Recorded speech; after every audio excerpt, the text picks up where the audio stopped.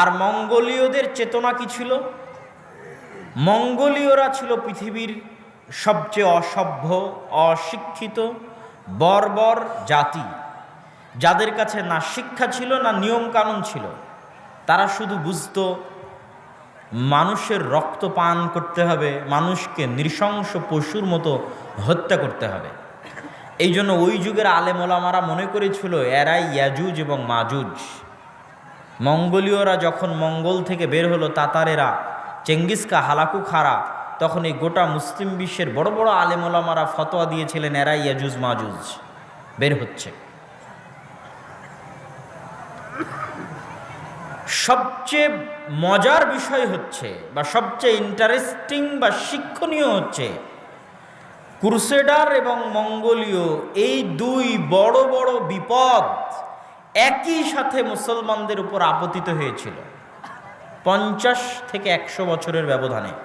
এই জন্য আমি বলেছি ওই যুগটা আজকের যুগের চাইতে বেশি ভয়াবহ ছিল, বেশি ভয়ঙ্কর ছিল, বেশি ভয়ানক ছিল। আজকে গত 10-15 দিনে মাত্র 8-10 হাজার মুসলমানকে হত্যা করেছে। আর হালাকু খা, চেঙ্গিস খা যেদিন বাগদাদে প্রবেশ করে, ওই দিন 6 দিন ব্যাপী, প্রায় 1 সপ্তাহ ব্যাপী লক্ষ লক্ষ মুসলমানকে জবাই করা হয়েছে। লক্ষ লক্ষ হাত দিয়ে ধরেছে এবং জবাই করেছে বাগদাদে। তাহলে একদিকে ইউরোপ থেকে এসেছে ক্রুসেডাররা, আর একদিকে মঙ্গল থেকে এসেছে হালাকু খা এবং চেঙ্গিস খানেরা। এইরকম একটা ভয়াবহ, ভয়ঙ্কর, ভয়ানক পরিস্থিতি থেকে আল্লাহ সুবহানাহু ওয়া তাআলা মুসলমানদের উদ্ধার করেছেন। শুধু উদ্ধার করেছেন তা নয়, যুগ যুগ যাবৎ মুসলমানেরা যেই দেশ বিজয় করতে পারেনি, আল্লাহ এই ক্রুসেডারদের পরাজিত করার পরে, এই মঙ্গোলীয় তাতারদের পরাজিত করার পরে মুসলমানদেরকে সেই দেশ বিজয় করার সুযোগ করে দিয়েছিলেন। যুগ যুগ সাহাবীদের যুগ থেকে মুসলমানেরা ওখানে গিয়ে মরত ওই দেশ বিজয় করার জন্য, পারেনি। সেটাই হচ্ছে আজকের তুরস্ক, সেটাই হচ্ছে আজকের ইস্তাম্বুল, সেটাই হচ্ছে আজকের কুস্তুনতুনিয়া। আরবিতে বলে কুস্তুনতুনিয়া, ইংরেজিতে বলে কনস্টান্টিনোপল। রোমান খ্রিস্টানদের সবচেয়ে বড় হেডকোয়ার্টার ছিল। পুরো ক্রুসেডের যুদ্ধের সময়ে জেরুজালেমের বিরুদ্ধে যে যুদ্ধ পরিচালিত হতো, এই যুদ্ধের হেডকোয়ার্টার ছিল তুরস্ক। এটা মুসলিম বিশ্বের সীমানা ছিল রাবাত। হাজার হাজার মুসলমানেরা এই রাবাত, এই সীমানায় গিয়ে মারা গেছে যে কবে আমরা ইস্তাম্বুল বিজয় করতে পারবো, কুস্তুনতুনিয়া বিজয় করতে পারবো।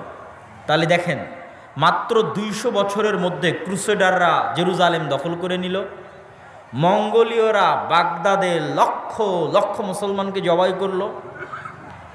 একসাথে এই দুটো ঘটনা ঘটে যাওয়ার পরে, এই দুটো ঘটনা থেকে আল্লাহ তো মুসলমানদের উত্তরণ দিলেনই।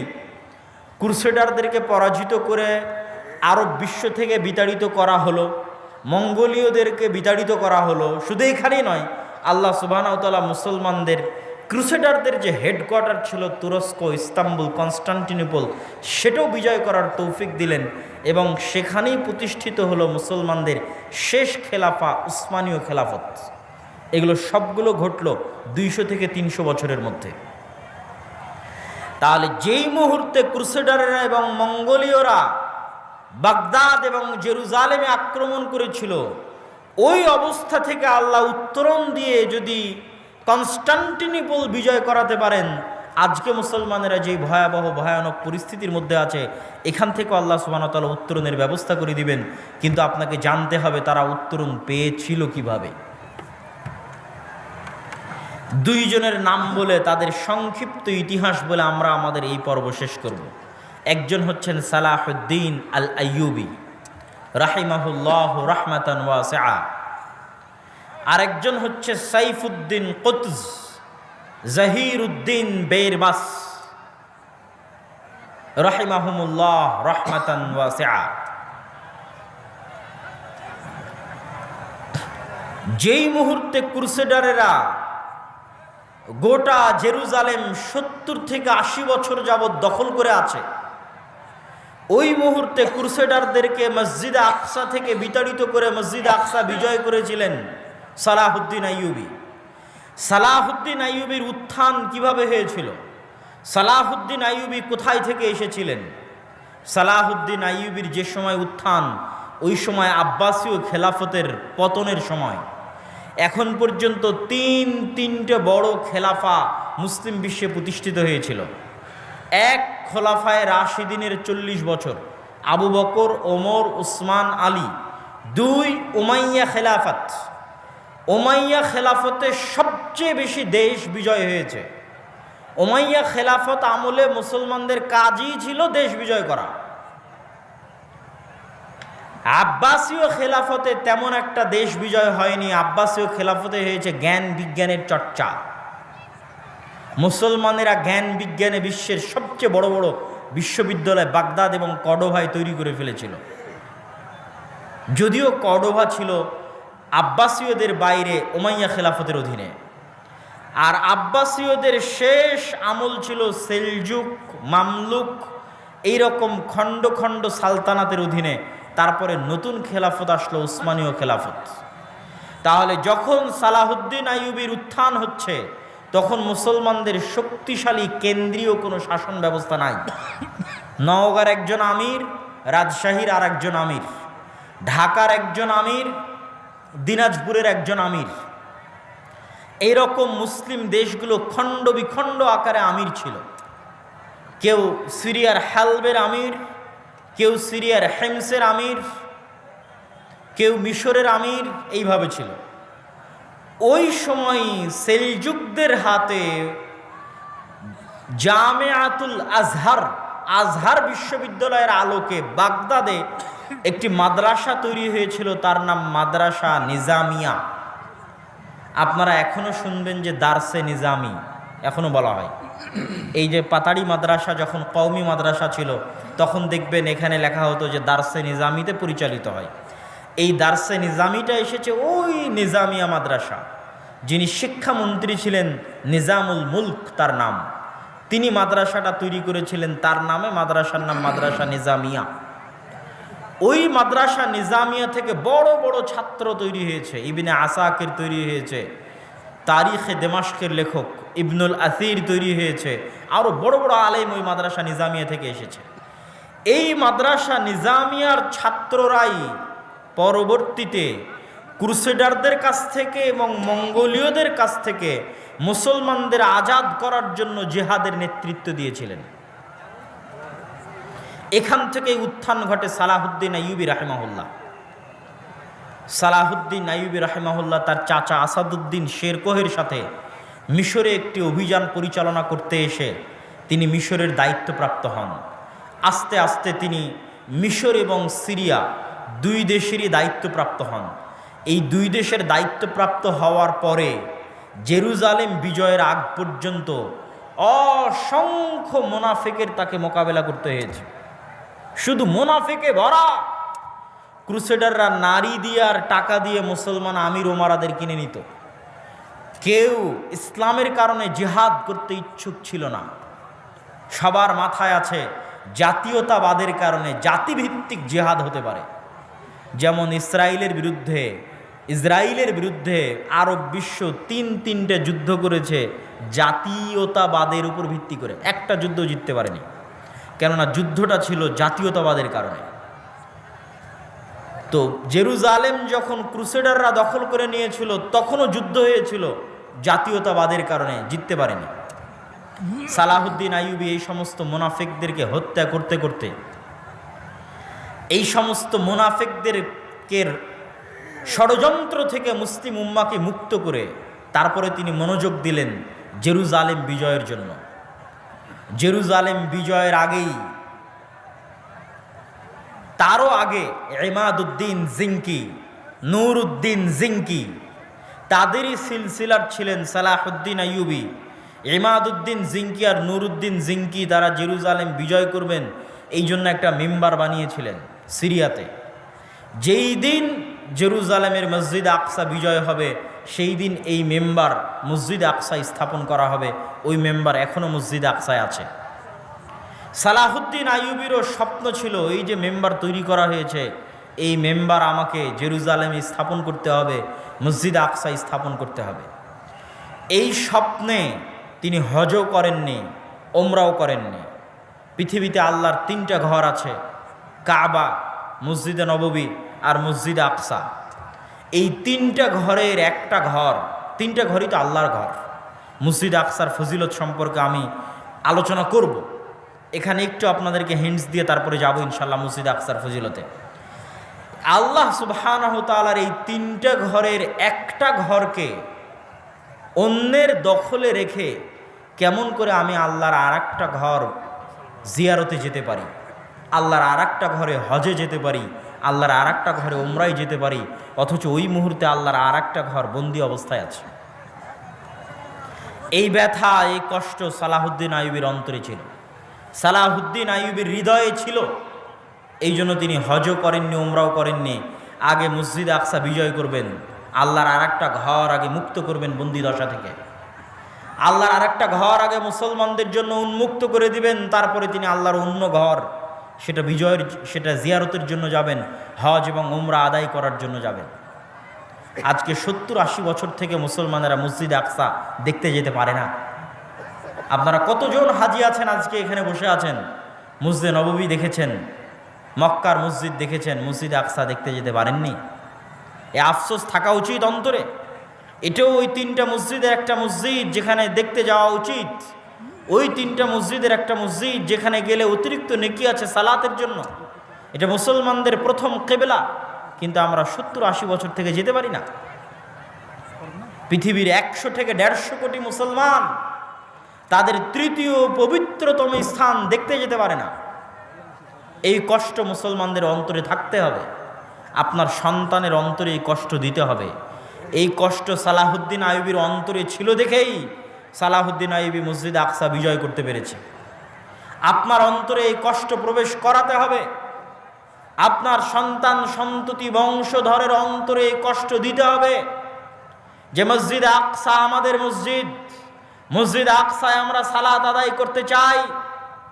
আল আরজুল মুকাদ্দাসা আমাদের, আমরা যেমন মক্কা দেখতে যেতে চাই, মদিনা দেখতে যেতে চাই, একই সফরে জেরুজালেমে বিমান ল্যান্ড করে মসজিদে আকসায় সালাত আদায় করতে চাই।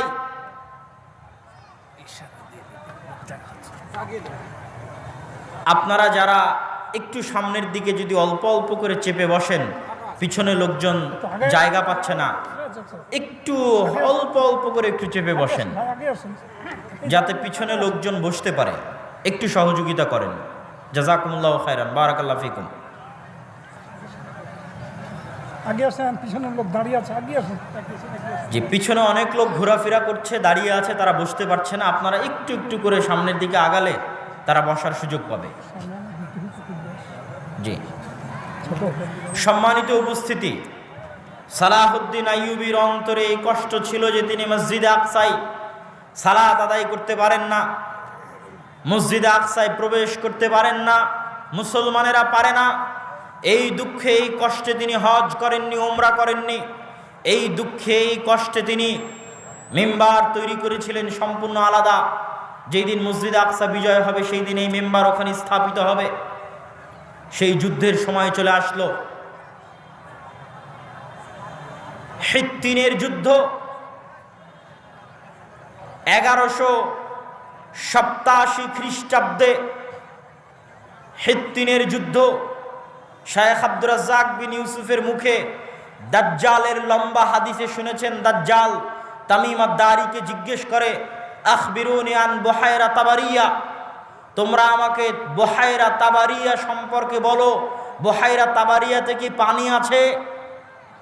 ইসরায়েলের সীমানার মধ্যে, এখনকার ইসরায়েলের সীমানার মধ্যে একটা বড় লেক আছে, ওটাই হচ্ছে বুহায়রা তাবারিয়া। ওখানে এখনো পানি আছে। দাজ্জাল বলল ওখানে একদিন পানি থাকবে না। এই বুহায়রা তাবারিয়ার পাশেই দ্বিতীয়বার মসজিদে আকসা বিজয়ের যুদ্ধ হয়েছিল, হিত্তিনের যুদ্ধ। সুলতান সালাহুদ্দিন আইয়ুবী এই যুদ্ধ করেছিলেন। এই যুদ্ধে মুসলমানদের যে প্লাস পয়েন্ট ছিল, আজকেও মুসলমানদের ওই প্লাস পয়েন্ট আছে যুদ্ধে, আজকেও আছে। কি প্লাস পয়েন্ট ছিল? সালাহুদ্দিন আইয়ুবীরা হচ্ছে আরব মরুভূমিতে জন্ম নেওয়া। আজকের সৌদি, আজকের কুয়েত, কাতার, বাহরাইন, আজ থেকে 50 বছর আগে তারা ছিল মরুর বিদয়ীন। এখন হয়তো এসির কারণে, এসির মধ্যে সুযোগ সুবিধা লাভ করার কারণে সেই মরুভূমির স্বাদটা হচ্ছে খাঁটি আরব। তাদের জন্ম মরুভূমিতে, তাদের মৃত্যু মরুভূমিতে। আর জেরুজালেম দখল করে রেখেছে কারা? ইউরোপিয়ানরা। ইউরোপে কি মরুভূমি আছে? ইউরোপ হচ্ছে শীত, ঠান্ডা। এখন ইংল্যান্ডে যান, বড় বড় জ্যাকেট ছাড়া ঘুরতে পারবেন না। স্কটল্যান্ডে হাত মোজা পা মোজা ছাড়া বের হতে পারবেন না। গোটা ইউরোপ, আমেরিকা, কানাডা এগুলো হচ্ছে শীত প্রধান অঞ্চল। আর আরব জেরুজালেম যেখানে আছে এটা হচ্ছে গরম মরুভূমি, গরম প্রধান অঞ্চল। তাহলে ইউরোপের শীত প্রধান দেশে বসবাসকারীরা দখল করে রেখেছে জেরুজালেম, যেটা আছে গরম এলাকায়, মরুভূমি এলাকায়। আর সালাহুদ্দিন আইয়ুবী সহ মুসলমান আরবদের জন্মই মরুভূমিতে, বড়ই হয়েছে গরম অঞ্চলে। এই ছোট্ট জিনিসটাই সালাহুদ্দিন আইয়ুবী রাহিমাহুল্লাহ কাজে লাগিয়েছেন যুদ্ধের কৌশল হিসেবে, যে এদেরকে গরম দিয়ে ধ্বংস করে দেব। বড় বড় শক্তিশালী লৌহ বর্ম গায়ে দিয়ে আছে, এমন গরম পরিবেশ সৃষ্টি করতে হবে যাতে গরমের ঠেলাতে লোহার বর্ম খুলে ফেলে দেয়, গায়ে না রাখতে পারে। আসছে তো ইউরোপ থেকে। ইউরোপিয়ানরা যারা সাদা চামড়া, শীত অঞ্চল, তারা গরম সহ্য করতে পারে না। তাদের চামড়ায় ফুসকুড়ি পড়ে যায়, অল্প মাত্রার গরম হলেই চামড়ায় ফুসকুড়ি পড়ে যায়। আজকেও যারা ওখানে আসছে তারা শীত প্রধান অঞ্চল থেকে আসছে। এখানে একটা মজার জিনিস বলে রাখি, মুসলমানেরা ওই অঞ্চলগুলোই বিজয় করতে পেরেছে যেগুলো গরম, আর ওই অঞ্চলগুলো বিজয় করতে পারেনি যেগুলো শীত। তুরস্ক এতদিন বিজয় হতো না এই জন্য যে তুরস্ক শীত। আপনি বলবেন স্পেন তো ইউরোপ বিজয় হয়েছে। স্পেনের যে অঞ্চলগুলো মুসলমানেরা বিজয় হয়েছে এগুলো সবই গরম অঞ্চল। আমি নিজে যেহেতু গেছি, কর্ডোভা, গ্রানাডা, আলহামরা সব ঘুরে এসেছি, এগুলো গরম অঞ্চল, একদম অ্যারাবিয়ান স্টাইলের গরম অঞ্চল।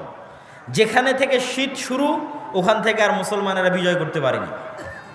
স্পেনের সীমানার সাথে লাগানো ফ্রান্স, স্পেনের সীমানার সাথে লাগানো ইতালি, ফ্রান্স, ইতালি, জার্মান, এগুলো স্পেনের একদম আমাদের সাথে যেমন ইন্ডিয়া লেগে আছে সেভাবে লেগে আছে।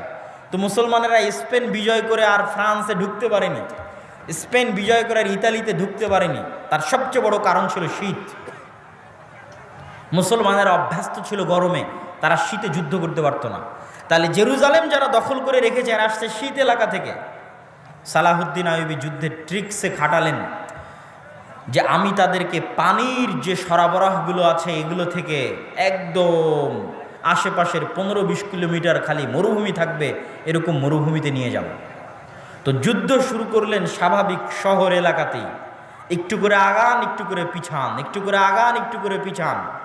পিছাতে পিছাতে পিছাতে পিছাতে তাদেরকে বুঝাচ্ছেন যে আমরা পরাজিত হচ্ছি, কিন্তু আসলে তিনি তাদেরকে টেনে টেনে মরুভূমির মধ্যে নিয়ে যাচ্ছেন, পানির সকল সরবরাহ থেকে বিচ্ছিন্ন করে দিচ্ছেন। কিন্তু তারা মনে করছে আমরা মুসলমানদের পরাজিত করছি। টানতে টানতে যখন একদম গহীন মরুভূমির মধ্যে নিয়ে চলে আসলেন, যেখান থেকে আশেপাশের 250 কিলোমিটারে না কোনো গাছ আছে, আশেপাশের 250 কিলোমিটারে না কোনো কুয়া আছে, আশেপাশের 250 কিলোমিটারে না পানির ব্যবস্থা আছে। আর সালাহুদ্দিন আইয়ুবী আগে থেকে ওখানে তার সেনাবাহিনী রেডি করে রেখেছিলেন শুধু আগুন জ্বালানোর জন্য। গোটা মরুভূমির চারিদিকে গাছপালা একত্রিত করে ভয়ঙ্করভাবে আগুন জ্বালানোর জন্য। যুদ্ধ হচ্ছে জুন জুলাই মাসে, একদম কাঠ ফাটা রোদে জুন জুলাই মাসের মধ্যে মরুভূমির মধ্যে একে তো সূর্যের তাপ, একে তো মরুভূমির বালুর তাপ, আর একে তো চারিদিকে জ্বালিয়ে দেওয়া হয়েছে আগুন, আগুনের তাপ। এই ত্রিতাপে ইউরোপিয়ান থেকে আসা বিশাল বিশাল নাইট যোদ্ধারা তাদের গায়ে থাকা লোহার বর্মগুলো গরমের ঠেলায় খুলে ফেলতে থাকলো। আর মুসলমানদের তো জন্মই হয়েছে মরুভূমিতে, তারা গরম সহ্য করাও জানে, তারা গরমে থাকাও জানে, বিনা পানিতে বসবাস করাও জানে। এইভাবে সালাহুদ্দিন আইয়ুবী রাহিমাহুল্লাহ হিত্তিনের যুদ্ধে ক্রুসেডার বাহিনীকে পরাজিত করে বিনা রক্তপাতে মসজিদে আকসা বিজয় করলেন। একটা জিনিস মনে রাখবেন, মুসলমানেরা দুইবার মসজিদে আকসা বিজয় করেছে, দুইবারই বিনা রক্তপাতে, এক ফোঁটা রক্তও পড়েনি। আর ক্রুসেডাররা যখন মসজিদে আকসা বিজয় করেছে তখনও রক্ত ঝরেছে, আর আজ তো রক্ত ঝরছেই ঝরছেই ঝরছেই। আরও একটা জিনিস মনে রাখবেন, ইতিহাসের সূক্ষ্ম জিনিস আপনাকে বলে যাচ্ছে। ওমর রাদিয়াল্লাহু তাআলা আনহু যখন মসজিদে আকসা বিজয় করেন তখন পাদ্রীরা ওমর রাদিয়াল্লাহু তাআলা আনহুকে জোর করে লিখিয়ে নিয়েছিলেন। চুক্তিনামার মধ্যে ওমর রাদিয়াল্লাহু তাআলা আনহুকে জোর করে লিখিয়ে নেওয়া হয়েছিল যে লেখেন চুক্তিনামার মধ্যে যে এই জেরুজালেমে কোনো ইহুদিকে বসবাস করতে আপনি দিবেন না।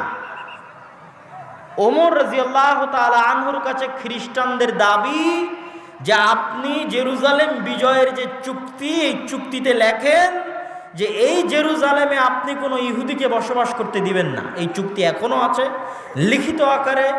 কিয়ামা কানিসা আল কিয়ামা, কিয়ামা গির্জায়, জেরুজালেমের কিয়ামা গির্জায় এখনও লিখিত আকারে ওই চুক্তি আছে, যার মধ্যে ওমর রাদিয়াল্লাহু তাআলা আনহু লিখেছিলেন যে এই জেরুজালেমে কোনো ইহুদিকে বসবাস করতে দেওয়া হবে না। দাবি কাদের ছিল? খ্রিস্টানদের ছিল। আশ্চর্য হবেন, ওমর রাদিয়াল্লাহু তাআলা আনহুই প্রথম যিনি ইহুদিদেরকে জেরুজালেম ভিজিট করার, তাদের পবিত্র স্থানগুলো দেখার অনুমতি দিয়েছিলেন যে তোমরা এসে দেখে ঘুরে যেতে পারো, বসবাস করতে পারবে না। ইহুদিরা নিজে কলমে লিখে গেছে যে গত ১,৫০০ বছর যাবৎ তাদের সবচেয়ে গোল্ডেন টাইম ছিল স্পেনে যে মুসলমানদের শাসন ছিল, আন্দালুস, স্পেন, কর্ডোভা, টলেডো, গ্রানাডায় মুসলমানদের যে স্বর্ণযুগের শাসন ছিল, ওই স্বর্ণযুগের শাসনে ইহুদিরা যেই পরিমাণ সুযোগ সুবিধা ভোগ করেছে আর কোনোদিন অতীতে এবং পরে কোনো শাসক তাদেরকে ওই পরিমাণ সুযোগ সুবিধা প্রদান করেনি।